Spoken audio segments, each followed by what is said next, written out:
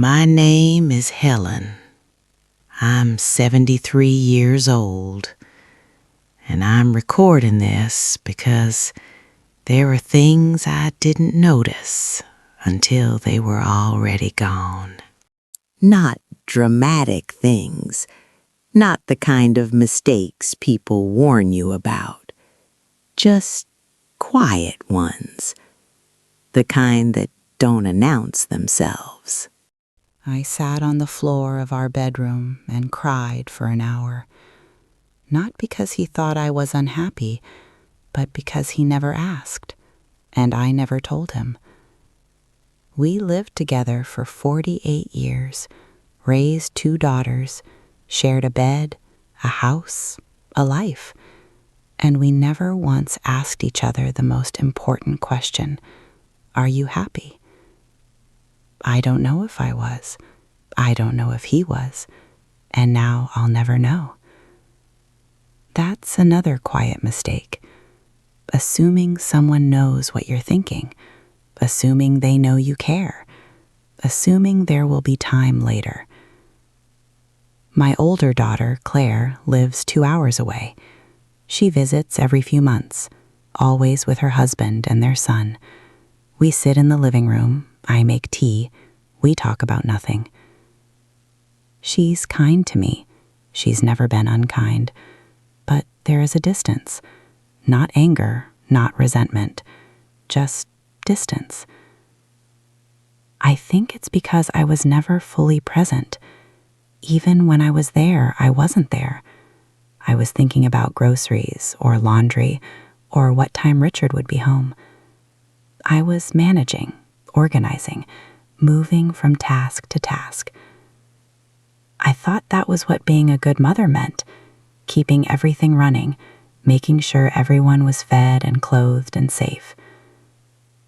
But I missed the part where you're supposed to see them, really see them, not just as children who need things, but as people. Claire never told me this, but I can feel it in the way she hugs me, polite, quick, like she's checking a box, in the way she talks to me, pleasant but careful, like I'm someone she has to be nice to, not someone she wants to be close to. And I don't blame her. I really don't, because I don't think I ever let her in. I kept everything surface level. I didn't talk about my feelings. I didn't ask about hers. I didn't cry in front of her, or laugh too loud, or show her any part of me that wasn't controlled. I thought I was protecting her, but I think I was just protecting myself. And now we're strangers who share a history. I walk through my house sometimes and it feels like a museum. Everything in its place. Everything clean and quiet. The couch where Richard used to fall asleep watching TV. The kitchen table where the girls used to do homework. The bedroom where I used to hear them laughing through the walls. It's all still here. But it's empty. Not because they're gone, but because I was never fully here when they were. I think the biggest mistake I made wasn't one thing. It was 1,000 small things. 1,000 moments where I chose efficiency over presence. Where I chose silence over honesty. Where I chose to wait instead of speak. I thought I had time. I thought I'd figure it out later. I thought the important conversations would happen naturally. But they didn't. And now I'm 73. And Richard's gone.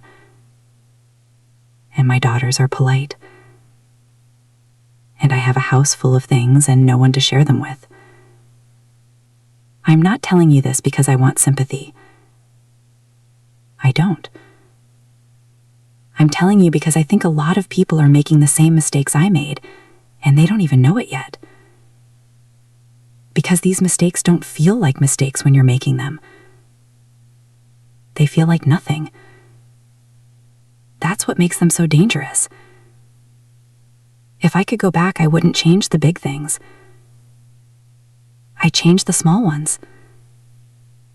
I'd sit down next to Richard that night in the kitchen. I'd ask him what was wrong.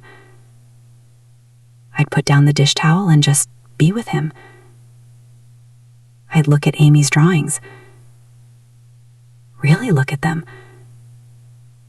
I'd ask her to tell me about them.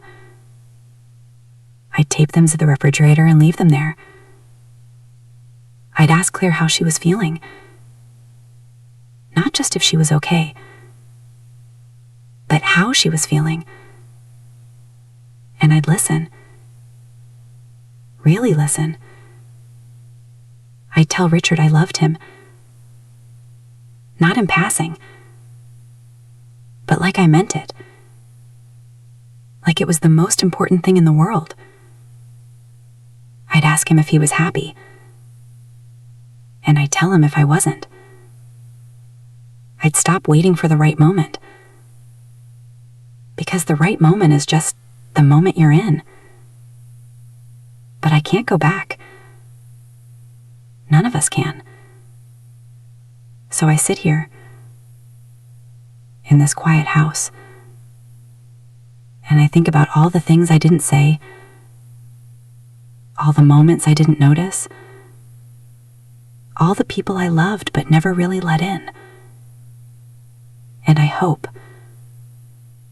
I really hope, that someone hears this and doesn't make the same mistakes. Not because I'm wise, but because I'm out of time. And I finally understand what I should have been paying attention to all along. Not the tasks, not the schedule, not the things that felt urgent, but the people, the moments, the quiet, ordinary, irreplaceable seconds that make up a life. That's all I have to say. If you've made it this far, thank you for listening. I don't know if this will help anyone, but I needed to say it. Maybe you have someone in your life you've been meaning to talk to, or something you've been meaning to say. I don't know. But if you do, don't wait.